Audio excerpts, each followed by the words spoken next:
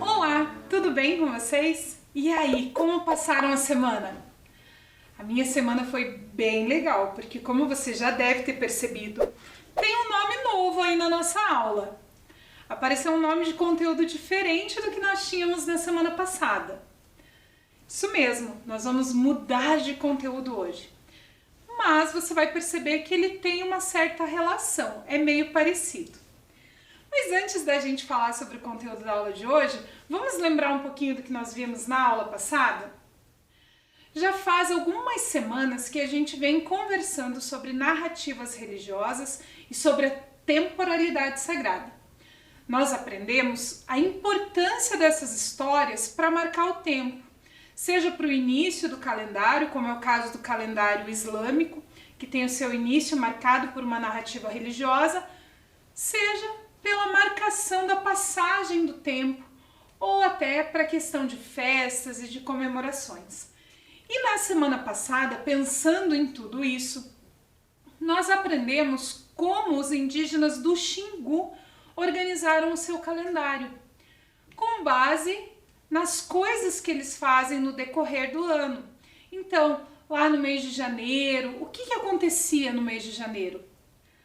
Lá no mês de fevereiro, no mês de março. Então eles organizaram esse calendário de acordo com as suas atividades de cada mês.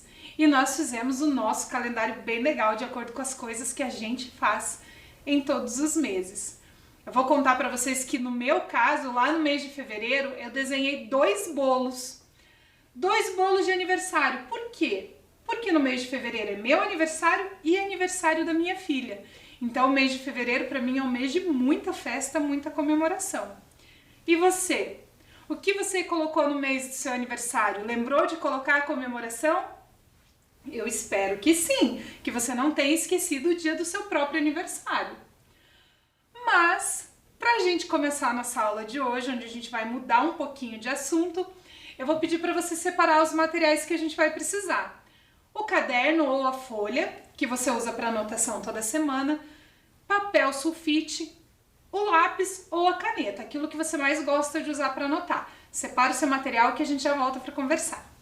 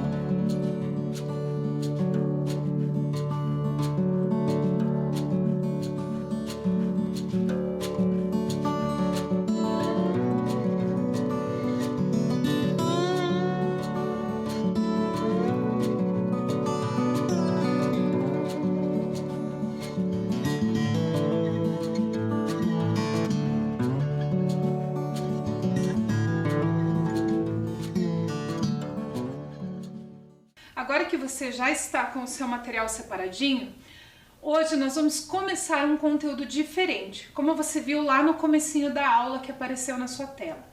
Apareceu na sua tela a palavra mitos. Mas você sabe o que é um mito? Eu vou contar para você uma coisa que acontece na nossa sociedade. Algumas palavras, elas têm significados diferentes dependendo de onde elas são usadas. E a palavra mito é uma dessas palavras. Dependendo onde a gente usa, ela recebe um significado diferente.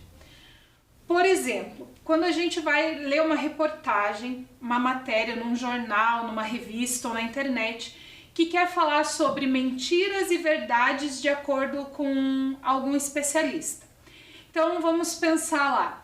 Eles vão falar sobre coisas que são verdades e coisas que são mentiras com relação a ter um cachorro em casa.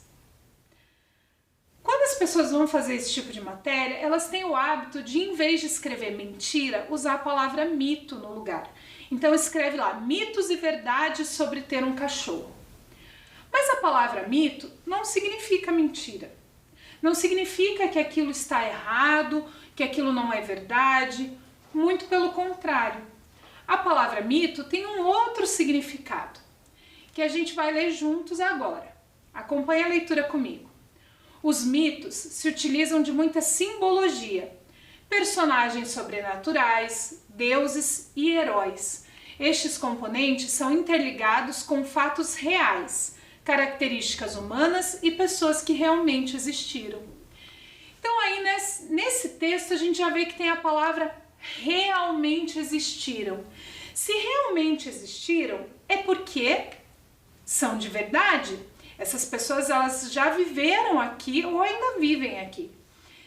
E o mito, quando a gente fala nisso no ensino religioso, são histórias das religiões que trazem simbologia, que trazem personagens sobrenaturais como deuses, espíritos, anjos, entidades. Então não são histórias que não são verdade, são histórias verdadeiras daquela religião. E é por isso que muitas vezes quando a gente fala mito, as pessoas ficam assustadas porque elas se confundem. Elas lembram daquelas reportagens das revistas, dos jornais, da internet e acham que nós estamos falando que as histórias daquela religião não são de verdade. Mas não é bem assim. É bem importante a gente conhecer o significado das palavras para a gente poder usar elas no lugar correto. E para você não esquecer o que são os mitos quando nós estamos falando de ensino religioso, eu vou pedir para você copiar esse texto no seu caderno. Então copia que eu já volto para a gente conversar mais um pouquinho.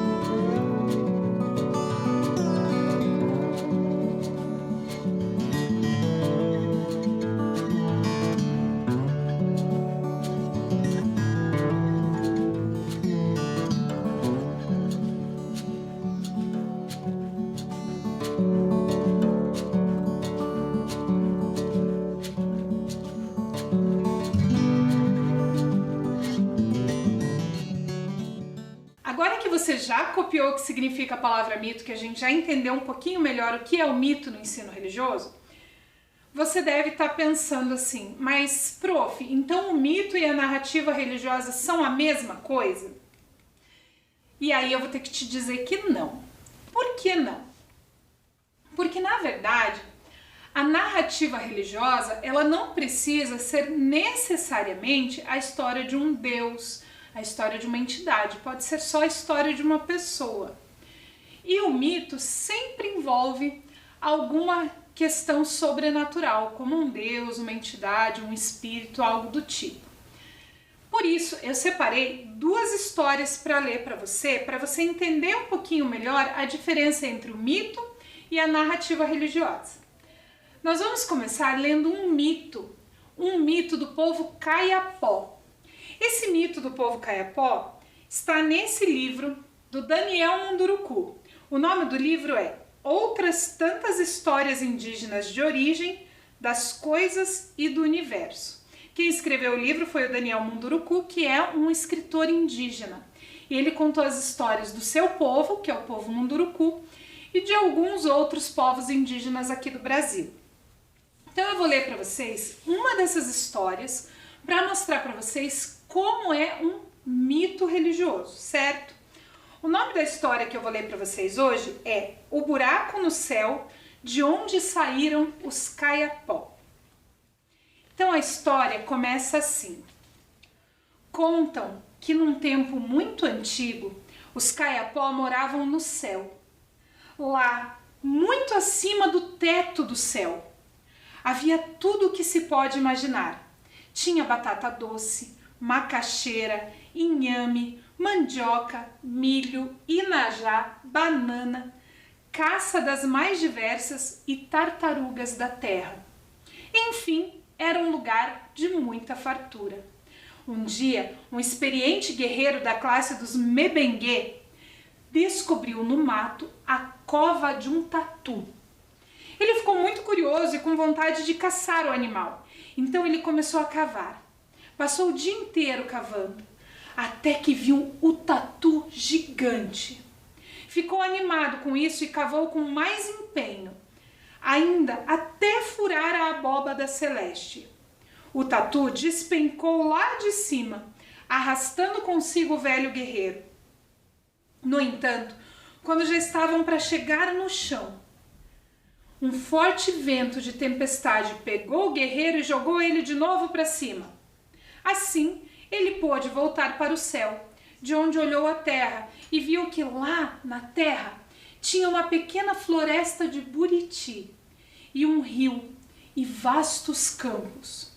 Admirando a terra lá embaixo, o homem sentiu uma saudade tão grande, um aperto tão profundo no coração, que não se conteve e deixou rolar 2 lágrimas pelo rosto.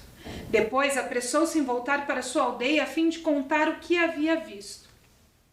Cavei um buraco na abóbada celeste, disse o guerreiro. E como isso aconteceu? Perguntaram os homens reunidos na casa especialmente preparada para as reuniões. Eu vi um tatu gigante e o persegui até ele desabar lá do céu. E onde está esse tatu agora? Ele caiu sobre a floresta de buritis. Os chefes Kayapó ficaram muito pensativos após ouvirem o relato do guerreiro. Conversaram para decidir o que fazer. O que devemos fazer agora? Perguntou um chefe. Será que devemos deixar o céu e descer para a terra? No entanto, não conseguiam decidir nada e permaneceram um longo tempo conversando e pensando sobre o que iam fazer, até que decidiram que o povo deveria emigrar para a terra. Como iremos fazer isso? É uma descida muito grande, disse um outro chefe. Vamos fazer uma corda muito comprida, usando nossos cipós, braceletes e cintos.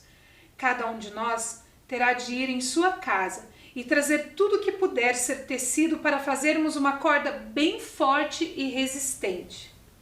E assim foi feito. Os homens teceram uma longa corda que foi lançada daquele buraco do céu. Imediatamente começaram a descer. A corda, no entanto, não era longo bastante para atingir o chão, e todos tiveram que retornar para o céu. Mas não desistiram. Foram trazendo mais coisas para aumentar a corda até o comprimento necessário. O primeiro a descer foi um homem da classe dos Mebengue, que não tinha medo de altura. Ele foi o primeiro caiapó a pisar na terra. Logo que chegou, amarrou a extremidade da corda num tronco de uma árvore gigante, o que facilitou muito a descida das outras pessoas. Os primeiros a descer foram os jovens, depois as mulheres com as crianças agarradas em suas costas. Em seguida, os homens e, finalmente, os anciãos. Aconteceu, porém, que alguns caiapó ficaram com medo de descer pela corda e resolveram não acompanhar os outros. Nessa expectativa desse desce não desce, apareceu um estranho menino, que vendo a corda esticada, passou por ela e a cortou. Fez isso zombando de todos e disse: "Estou cortando a corda para que eles fiquem morando no céu eternamente com os deuses." Diante disso, os que já tinham descido procuraram rapidamente um lugar nos campos onde pudessem construir a sua morada. Os mais jovens iam na frente para abrir caminho, enquanto eram seguidos pelos demais. É por esse motivo, contam os antigos caiapó, que uma parte desse povo continua morando lá no céu, enquanto os demais se fixaram na terra e a dominaram, tornando-se grandes conhecedores da floresta. Essa história é um mito religioso do povo caiapó, um povo indígena aqui do Brasil. Então, dentro da religião desse povo, das suas histórias míticas, nós temos esse mito que conta como que os primeiros caiapó chegaram aqui. Nós temos alguns elementos sobrenaturais, como os deuses que ficaram lá no céu junto com os caiapó que não conseguiram descer, o tatu gigante. E a diferença do mito para as outras narrativas é que, mesmo que seja uma história real, mesmo que as pessoas acreditem muito nessa história, nós não temos como provar a história. Como assim, professora, provar a história? Quando a gente trabalha com história, nós usamos algumas fontes que provam que aquela história realmente aconteceu daquela forma. Essas fontes podem ser um documento, podem ser um objeto, podem ser uma fotografia, um vídeo. Tudo depende de qual período da história a gente está falando.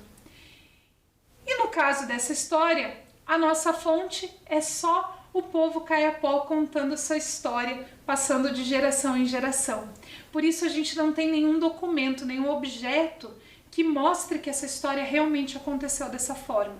Por isso ela recebe o nome de mito. Mas eu falei para você que eu ia mostrar a diferença entre o mito e a narrativa religiosa, certo? Então, eu trouxe também uma narrativa religiosa para mostrar para você a diferença entre essas duas modalidades. Essa narrativa religiosa que eu trouxe para vocês, da origem do islamismo, ela está nesse livro, O Islamismo Explicado às Crianças. Mas ele é um livro muito grande, ele tem 102 páginas. Então, como ele é muito grande, eu li o livro e fiz um resumo para contar para vocês. Quem escreveu esse livro foi Tahar Ben Jelloun. Então, conta aqui a origem do islamismo, de onde ele veio, como ele se tornou uma religião. E essa história é uma narrativa religiosa que eu vou contar para vocês agora, do resumo que eu fiz, porque o livro era muito grande. Então diz assim: o islamismo surgiu no século VII e na tradição religiosa muçulmana. O surgimento da religião aconteceu por meio de Muhammad, mais conhecido em português como Maomé. O grande profeta do islamismo nasceu em 570 d.C. e durante grande parte de sua vida trabalhou como comerciante. A vida de Muhammad mudou quando ele recebeu uma revelação do anjo Gabriel, no que ficou conhecido na tradição religiosa muçulmana como Noite do Destino. Os muçulmanos não adoram Muhammad, mas o consideram como o último de uma série de profetas que trouxeram a revelação da mensagem de Alá. Muhammad nasceu e viveu grande parte de sua vida em Meca, onde ele passou a pregar a mensagem de Alá. Na época, a Península Arábica era marcada pelo politeísmo. Politeísmo é quando as pessoas acreditam em vários deuses diferentes. E nessa época pré-islâmica, na tradição muçulmana, fica conhecida como Jahiliyah, ou época da ignorância. A pregação de Muhammad desagradou as autoridades locais por atacar o politeísmo, e o profeta muçulmano e seus seguidores foram perseguidos. Essa perseguição colocou em risco a vida de Muhammad e dos seus seguidores. E então o profeta recebeu um convite para ir morar em Medina. Em 622, Muhammad mudou-se para essa cidade. Essa mudança ficou conhecida como Hégira. A Hégira é o marco que deu início ao calendário islâmico, como nós vimos na outra aula. Uma vez em Medina, Muhammad começou a angariar forças o suficiente para formar um estado na cidade, com uma comunidade muçulmana conhecida em árabe como Umma. Esse estado muçulmano, formado pelo profeta, em Medina garantia a liberdade religiosa para judeus, cristãos e adeptos do politeísmo. Após inúmeras batalhas, Muhammad conseguiu conquistar a cidade de Meca. Na tradição muçulmana, conta-se que a conquista da cidade foi realizada de forma pacífica. Ainda em vida, Muhammad foi responsável pela unificação da Península Arábica. Até então, a península não possuía uma unificação política. Muhammad morreu em 632 d.C. e depois disso, os seus seguidores, os califas, trataram de expandir a mensagem do islamismo por outras regiões da Ásia, da África e até da Europa. Então, isso é uma narrativa religiosa. É um texto que conta a história de uma pessoa que viveu ali. Ele nasceu em 570 d.C., morreu em 632 d.C., e ele viveu ali entre Meca e Medina. Ele criou um estado, ele criou uma religião, e existem inúmeras fontes que comprovam essa história, que mostram como era a vida dele em Meca, como era a vida dele em Medina. E nós temos essa história não narrada num livro sagrado, mas contada por vários livros de história. Nós temos muitos livros de história que contam essa história. Então é importante a gente perceber aqui só essa diferença entre as narrativas religiosas e os mitos religiosos. As duas histórias contam a verdade daquela cultura e daquele povo, mas são histórias bem diferentes se a gente pensar na característica simbólica, na característica mais religiosa da história. E pensando agora nesse movimento de mitos religiosos, de narrativas religiosas, eu vou propor uma atividade para você. Agora que você sabe o que é um mito religioso, você deve estar pensando aí na sua cabeça várias histórias que você conhece, que você já ouviu na escola, que você já ouviu no seu espaço sagrado, no seu espaço religioso, que você já ouviu na sua casa e que são mitos religiosos. Eu vou pedir para você, então, escrever no seu caderno essa história que você conhece, que é um mito religioso, e fazer uma ilustração bem bonita desse mito, combinado? Então, faz aí a sua anotação no seu caderno, copia a pergunta, escreve o mito religioso, faz a ilustração, que a gente já volta para conversar mais um pouquinho.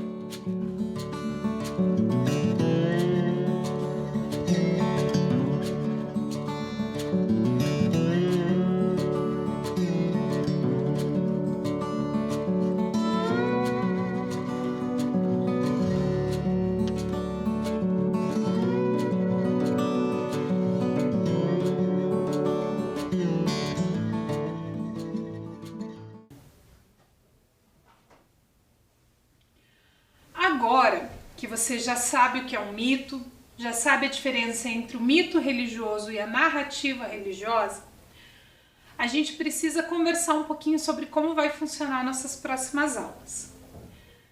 O mito religioso, além de contar pra gente essas histórias sobre os deuses, sobre as entidades, sobre os espíritos e tudo mais, sobre esse aspecto sobrenatural da religião, o mito ele possui algumas funções e é isso que nós vamos aprender nas próximas aulas. Então nós temos os mitos de origem, como esse mito do povo Kayapó que eu li para você hoje.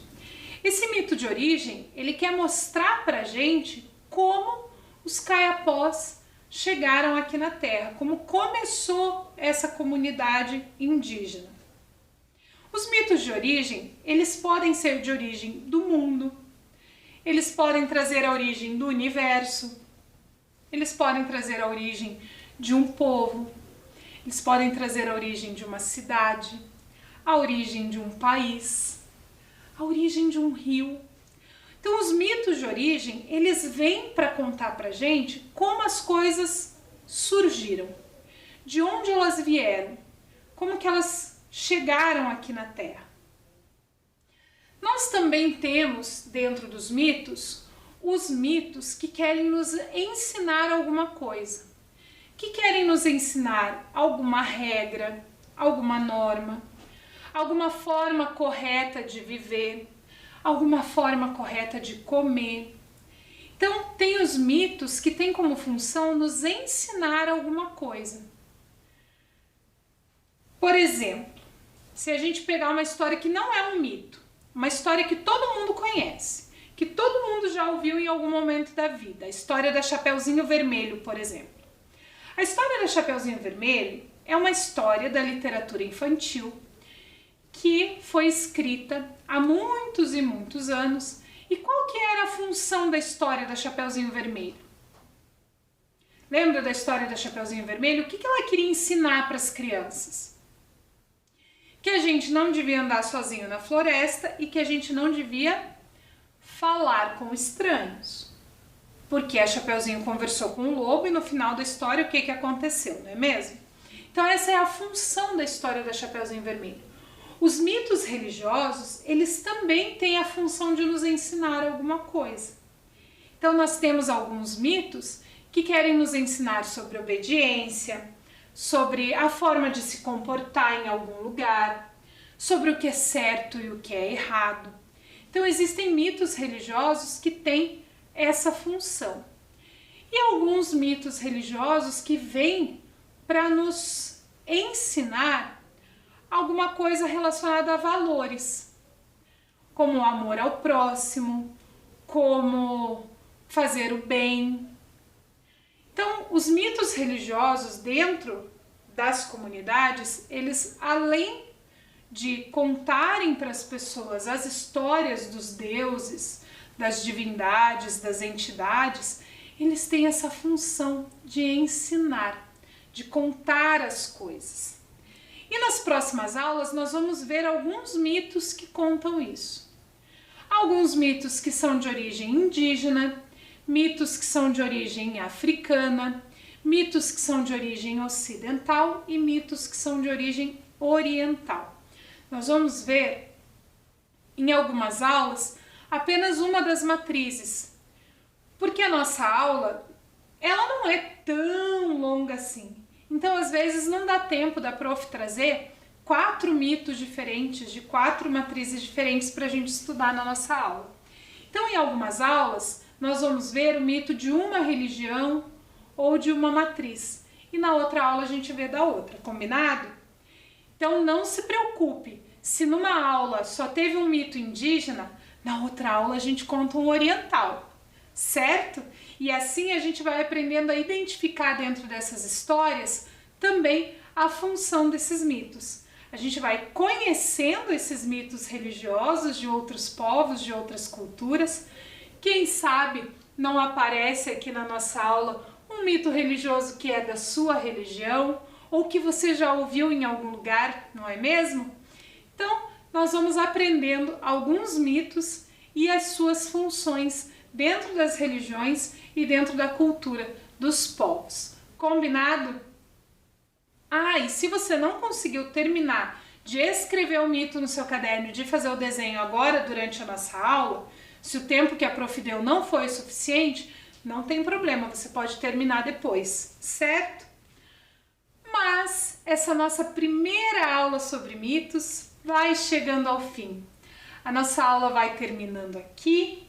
Nós vimos hoje o que são mitos religiosos, a diferença entre os mitos religiosos e as narrativas religiosas, que era o nosso assunto das aulas anteriores. Nós vimos aqui uma narrativa religiosa da origem do islamismo. Vimos um mito religioso dos indígenas Kayapó, que nos conta como o povo Kayapó chegou aqui no planeta Terra, como que eles começaram a habitar o planeta, e descobrimos que também tem Kayapó que ainda mora lá no céu junto com os deuses. E tivemos aí um spoiler das próximas aulas, que nós vamos estudar sobre a função dos mitos em diferentes organizações religiosas, e em cada aula eu vou tentar trazer pelo menos um mito para você conhecer, combinado? E para a gente poder encerrar a nossa aula e se preparar para a próxima, aquele nosso combinado de sempre. Lave muito bem as suas mãos, tome bastante água, fique bem e nós nos encontramos na semana que vem para mais uma aula sobre diversidade religiosa.